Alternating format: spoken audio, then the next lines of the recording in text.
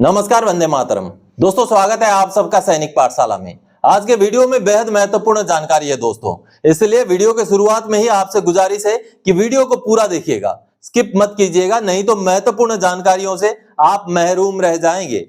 जी हाँ, बहुत सारे पेंशनर्स का सवाल था कि मुझे एसीपी या एमएससीपी मिला या नहीं, वो कैसे चेक करूं। आज मैंने एक टेबल बनाया, यहाँ पर उस टेबल के बेस पर आपको समझाऊंगा कि आपको एसीपी या एमएससीपी मिला या नहीं मिला, उसको कैसे चेक करना है।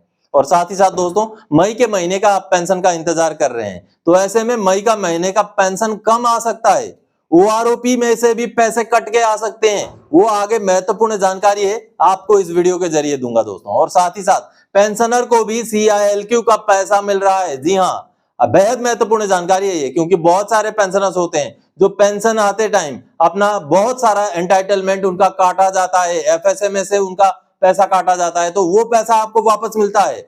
इसके बारे में भी आगे जानकारी दूंगा दोस्तों। और साथ ही साथ एक काबिले तारीफ काम किया है एक पोते ने। जी हाँ, 2003 से 2025 तक का अपने दादा का एरियर अब उनको मिलने जा रहा है, पोते की जागरूकता की वजह से। सैनिक पाठशाला के साथ जुड़े रहें, आगे इस कहानी को भी आपको समझाऊंगा, बकायदा प्रूफ के साथ आपको दिखाऊंगा दोस्तों।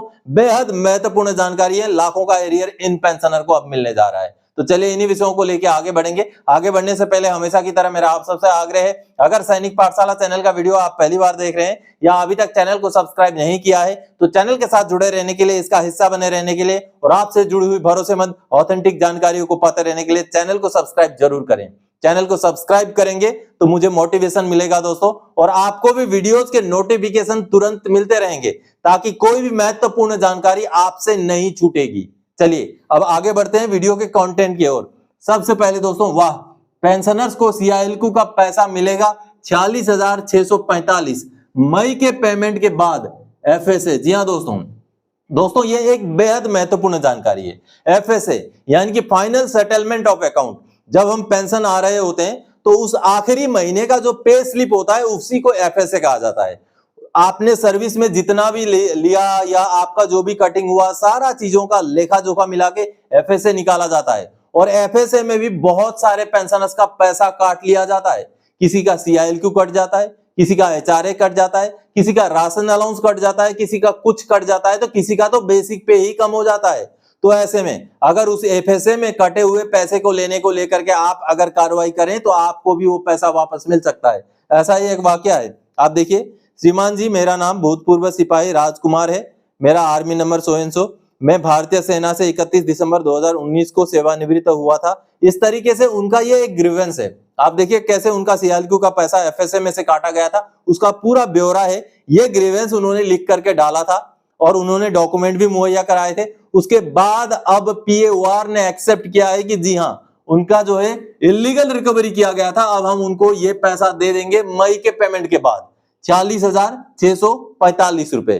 चलिए लेटर देखते हैं दोस्तों। पीएओ ने ये लेटर निकाला है 19 मई 2025 को, जिसमें पेंशनर को ये जानकारी दी है कि उनका सीआईएलक्यू का पैसे का जो है भुगतान कर दिया जाएगा। जी हाँ, बार बार ग्रीवेंस डालने के बाद, डॉक्यूमेंट्स प्रोवाइड करने के बाद अब सीआईएलक्यू का पैसा वापस करने को लेकर पीएओआर को मजबूरन जो है मंजूरी देनी पड़ी। देखिए, it is intimated that claim for refund on account of excess recovery of CILQ during FSA has been adjusted in this month. Refund amount rupees 46,645 will be released after closing of MPS मई 2025। यानी कि मई 2025 का payment का काम खत्म होते ही 46,645 रुपए पैसे उनके अकाउंट में रिलीज कर दिए जाएंगे, जो कि सीआईएलक्यू का जो रिकवरी किया गया था एफएसए के दौरान उसका पैसा है। तो देखिए दोस्तों, अगर आपका भी एफएसए के दौरान चाहे सीआईएलक्यू का हो, चाहे और कोई भी तरीके का पैसा काटा गया जो आपको लगता है कि नहीं काटा जाना चाहिए था, तो आप अगर संघर्ष करेंगे तो वो पैसा वापस मिल जाता है। तो अगर दोस्तों आपका भी एफएसए में कोई पैसा कटा है जो आपको लगता है कि नहीं कटना चाहिए था, उसको लेकर संघर्ष कीजिए, वो पैसा आपको मिल सकता है। चलिए आगे बढ़ते हैं अगली जानकारी को। सावधान, स्पर्श काट रहा है मई का पेंशन, ओआरओपी के नियम भी ताक पे रख दिए हैं। जी हाँ दोस्तों, आप मई के महीने का पेंशन का इंतजार कर रहे हैं, लेकिन स्पर्श ने मई के महीने में बहुत सारे पेंशनर्स को रिकवरी ठोक दिया है। जी हाँ, आपको मैं एक दिखाता हूं, ये आपको मैं दिखा रहा हूं, ये अप्रैल महीने का पेंशन था एक पेंशनर का, जिनका बेसिक 16,650, उनका डिसेबिलिटी एलिमेंट भी है 9,990 रुपए, फिर डीआर का अमाउंट है कुल मिलाकर उनको 41,292 रुपए पेंशन अप्रैल के महीने में मिला है, उससे पहले भी इसी रेट से मिलता था। अब मई के महीने का उनका देखिए 14,850 रुपए बेसिक को ही कम कर दिया और रिकवरी भी लगा दिया। आगे देखिए रिकवरी 12,334 रुपए का। अब देखिए अब इस तरीके का जो रिकवरी है ये इन पेंशनर का ओआरओपी के जरिए उनका पेंशन को माइनस कर दिया, जबकि ओआरओपी का रूल साफ बोलता है कि अगर किसी पेंशनर को ओआरओपी से ज्यादा पेंशन मिल रहा है तो उनका पेंशन प्रोटेक्टेड रहेगा। लेकिन इसको भी ना मानते हुए पीसीडीए ने पीपीओ निकाला और उनका पेंशन को ओआरओपी के बराबर लेके आया और उनका पेंशन अब के महीने में काट दिया।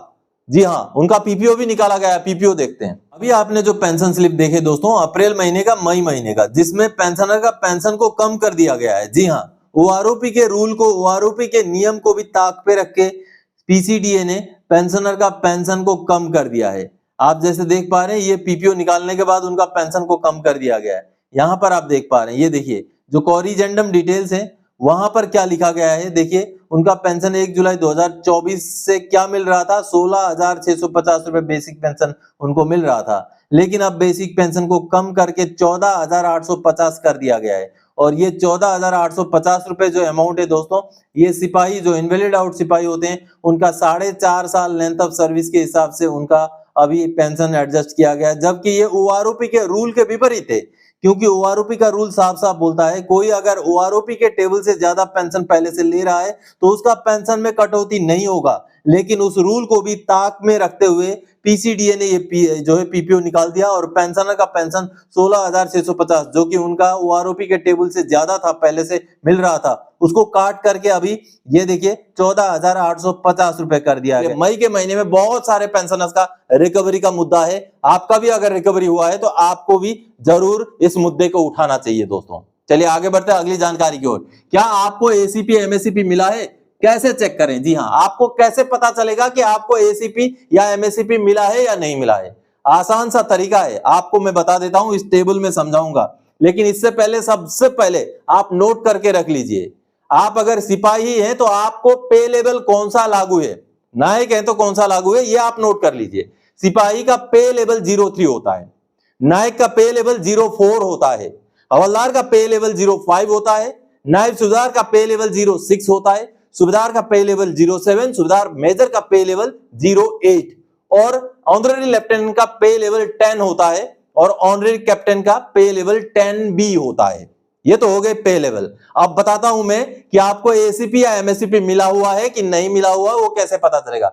मान लीजिए एक सिपाही है, अगर उनका पीपीओ में उनका पे लेवल 03 लिखा हुआ है तो इसका मतलब उनको सिपाही का ही पेंशन मिल रहा है। लेकिन एक सिपाही है, उनका रैंक तो सिपाही है, पीपीओ में भी सिपाही लिखा हुआ है, लेकिन पे लेवल अगर 04 लिखा हुआ है तो उनका एमएससीपी नायक का पेंशन उनको मिल रहा है, ये पता चलता है। अगर एक सिपाही है, उनका रैंक तो पीपीओ में सिपाही लिखा हुआ है लेकिन पे लेवल में अगर 05 लिखा हुआ है, इसका मतलब उनको हवलदार का एमएससीपी मिल रहा है। इसी तरीके से नायक हैं, अगर नायक का पीपीओ में पे लेवल 04 लिखा हुआ है तो उनको नायक का पेंशन मिल रहा है। अगर उनका पीपीओ में 05 लिखा हुआ है तो उनको हवलदार का एमएससीपी मिल रहा है। और नायक जो 24 साल सर्विस करके आए हैं, उनका पीपीओ में 06 लिखा हुआ है तो उनको नायब सूबेदार का एमएससीपी मिल रहा है। और उसी हिसाब से एक हवलदार है जिनका अगर पीपीओ में अगर 05 ही लिखा हुआ है तो उनको मिल रहा है हवलदार का ही पेंशन। अगर उनका हवलदार का पीपीओ में 05 लिखा हुआ है तो उनको मिल रहा है हवलदार का ही पेंशन। लेकिन अगर उनका पीपीओ में 06 लिखा हुआ है तो उनको मिल रहा है नायब सूबेदार का पेंशन। तो इस तरीके से चलिए कुछ पीपीओ दिखा के आपको प्रैक्टिकली समझाता हूं ताकि आपको सही सही आसानी से समझ में आ जाए। कुछ पीपीओ देख लेते हैं दोस्तों। ये पीपीओ मैं आपको दिखा रहा हूं, ये एक सिपाही रैंक के पेंशनर का पीपीओ है, 2019 के ये रिटायरी हैं। आप देखिए सिपाही इनका रैंक है, इनका रैंक के हिसाब से इनका पे लेवल क्या होता है, सिपाही का 03 होता है। लेकिन आप देखिए इनका पे लेवल 05 है, पे लेवल L05 है। इसका मतलब इनको एमएससीपी हवलदार का पेंशन मिल रहा है। जी हाँ, तो ये रहा एक पीपीओ जिसमें पेंशनर को जो है एमएससीपी ग्रांट हो रखा है। तो इस तरीके से आपने चेक करना है। चलिए दूसरा पीपीओ दिखाता हूं। अब ये एक दूसरा पीपीओ है जो फरवरी 2006 के रिटायरी पेंशनर हैं। दोस्तों जनवरी 2006 के बाद एमएससीपी लागू हुआ है, तो ये नायक रैंक के पेंशनर हैं। इनका पे लेवल कितना होना चाहिए, जो मैंने बोर्ड में आपको समझाया, नायक का पे लेवल 04 होता है। लेकिन अब इनका पे लेवल आप देखिए, इनका पे लेवल है 05, यानी कि इनको हवलदार का एमएससीपी मिल रहा है, क्योंकि इनका जो लेंथ ऑफ सर्विस है 22 साल कंप्लीट होने के बाद वो रिटायर हुए हैं, तो इनको जो एमएससीपी ग्रांट किया गया है, एमएससीपी ग्रांट करने की वजह से इनको हवलदार का पे लेवल के हिसाब से पेंशन मिल रहा है, यानी कि ये भी पीपीओ है कि पेंशनर को एमएससीपी ग्रांट हो रखा है, ऐसे पेंशनर्स का पीपीओ है। चलिए और एक पीपीओ दिखाता हूं। अब ये जो पीपीओ आप देख पा रहे हैं, ये हवलदार रैंक के पेंशनर का पीपीओ है, जो कि मई 2008 के रिटायरी हैं। इनका पे लेवल कितना होना चाहिए, आप खुद बोलिए, खुद आप में से बोलिए। हवलदार के हिसाब से अगर हवलदार का ही पेंशन इनको मिले तो कितना होना चाहिए, 3, 4 या 5? बताइए। 5 होना चाहिए, क्योंकि हवलदार का पे लेवल 5 होता है। लेकिन अब देखिए, इनको एमएससीपी मिला हुआ है और इनका पे लेवल 06 है, L06, यानी कि इनको एमएससीपी नायब सूबेदार का पेंशन मिल रहा है। इस वजह से ये जो पीपीओ है, ये भी एमएससीपी ग्रांट किए गए पेंशनर का पीपीओ है। अब चलिए मैं आपको एक पीपीओ दिखाता हूं जिसमें एमएससीपी ग्रांट नहीं है पेंशनर को, वो पीपीओ देखते हैं। अब ये पीपीओ देखिए दोस्तों, ये भी जनवरी 2020 के रिटायरी का पीपीओ है। इन पेंशनर को भी एमएससीपी लागू है। 16 साल 2 महीना 18 दिन का इनका लेंथ ऑफ सर्विस है और सिपाही रैंक के पेंशनर है। लेकिन इनका अगर आप पे डिटेल्स में देखेंगे तो देखिए पे लेवल L03 है, यानी कि इनको सिपाही का ही पेंशन मिल रहा है। L03 यानी कि सिपाही। इसका मतलब है कि इन पेंशनर को अभी तक एमएससीपी ग्रांट नहीं हुआ है। तो इस तरीके से आपने अपने पीपीओ में देख के समझना है कि आपका पे लेवल क्या है। दोस्तों, पे लेवल आपका पे डिटेल्स वाले कॉलम में भी होता है। जिनका इनिशियल पीपीओ है उनका पे डिटेल्स वाले कॉलम में होता है, और जिनका इनिशियल पीपीओ नहीं है उनका होता है नोशनल पे डिटेल्स एज ऑन 1 जनवरी 2016 वाला कॉलम में होता है। तो इस तरीके से आपने अपने पीपीओ को चेक करके समझना है कि आपको एमएससीपी ग्रांट हुआ है या नहीं हुआ है। इसके अलावा भी जो पे लेवल यहाँ दिखाया गया है, उस पे लेवल के हिसाब से आपको पेंशन का अमाउंट मिल रहा है या नहीं मिल रहा है, वो भी आपको चेक करना जरूरी होता है। तो इस तरीके से आपका पीपीओ में देखकर आप पता लगा सकते हैं कि आपको एसीपी या एमएससीपी मिला है या नहीं मिला है। चलिए अगली जानकारी की ओर आगे बढ़ते हैं। वाह, 2003 से 2025 तक का पेंशन का एरियर मिलेगा। जानकारी और मेहनत का महागठबंधन, असंभव को किया संभव। शाबाश। जी हां दोस्तों, अगर आप खुद आपका काम ना कर पाए तो मैं अमूमन ये बात कहता हूं, आप उम्र दराज वाले पेंशनर हैं तो अपने बच्चों का मदद लीजिए। आपके खुद के बच्चे हों, भतीजा भतीजी, नाती नातिन हो, भांजा भांजी हो, क्योंकि ये बच्चे मोबाइल वगैरह चलाने में ये माहिर रहते हैं। 15, 17, 20, 22 साल के जो बच्चे होते हैं, और ये आपकी मदद कर सकते हैं सीपी ग्राम्स में ग्रीवेंस डालने में, आरटीआई डालने में। आप सैनिक पाठशाला के वीडियोस देखिए, वहां के जरिए जो जानकारी आपको मिलती है वो उनके साथ आप शेयर कीजिए। आप खुद अगर असमर्थ हैं तो उसके बाद आपके भी जो एंटाइटल्ड चीजें हैं वो मिल सकती हैं। जी हाँ, बहुत सारे ऐसे पेंशनर्स हैं जिनका डिसेबिलिटी एलिमेंट बीच में ही रुक गया। वो आरएएमबी के लिए जाना था, रीअसेसमेंट मेडिकल बोर्ड के लिए, नहीं गए, या आरएएमबी का उनको पता ही नहीं चला, उनका डिसेबिलिटी एलिमेंट रुक गया, उनको मिलना बंद हो गया। लेकिन आज भी अगर आप संघर्ष करें तो आपका वो डिसेबिलिटी एलिमेंट आज भी मिल सकता है। ऐसा ही एक वाकया है, 2003 से 2025 तक का अब एरियर मिलने जा रहा है एक पेंशनर को, उम्र दराज वाले पेंशनर को, और उनके पोते ने इस पे उनकी मदद की है। जी हाँ, ये उनका फोटोग्राफ देखिए, दादा दादी के साथ पोते हैं।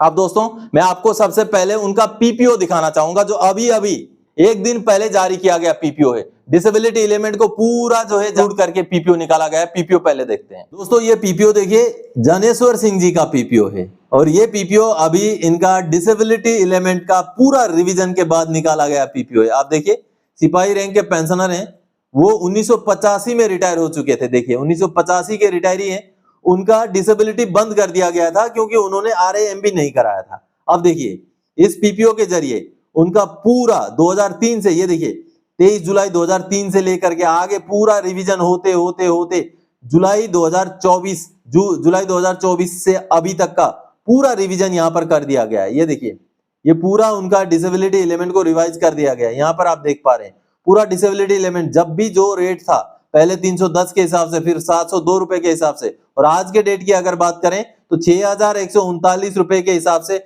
उनका डिसेबिलिटी को एडजस्ट करके ये नया पीपीओ निकाल दिया गया है 28 मई 2025 को। तो अभी आप सबने पीपीओ देखा, अब बच्चे ने जो वीडियो क्लिप भेजा है उसको देख लीजिए। थैंक यू सैनिक पाठशाला। सर, मेरे दादाजी 1985 के रिटायर थे। उस समय उनको डिसेबिलिटी पेंशन मिलता था, लेकिन 2003 में उनका मेडिकल बोर्ड मिस हो गया, जिसकी वजह से उनका डिसेबिलिटी एलिमेंट बंद हो गया।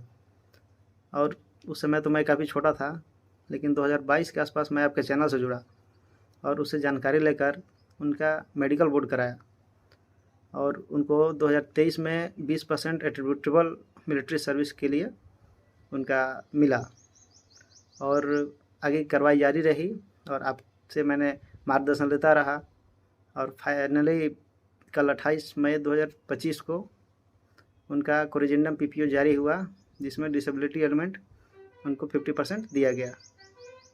तो सर थैंक यू, बहुत बहुत धन्यवाद सर। थैंक यू सैनिक पाठशाला। तो आप सबने देखा दोस्तों, कुछ भी असंभव नहीं है, मेहनत चाहिए, लगन चाहिए और सैनिक पाठशाला का सही जानकारी के साथ आप आगे बढ़ेंगे तो आपको भी इस तरीके से भूले भटके छूटे हुए एरियर्स मिल सकते हैं।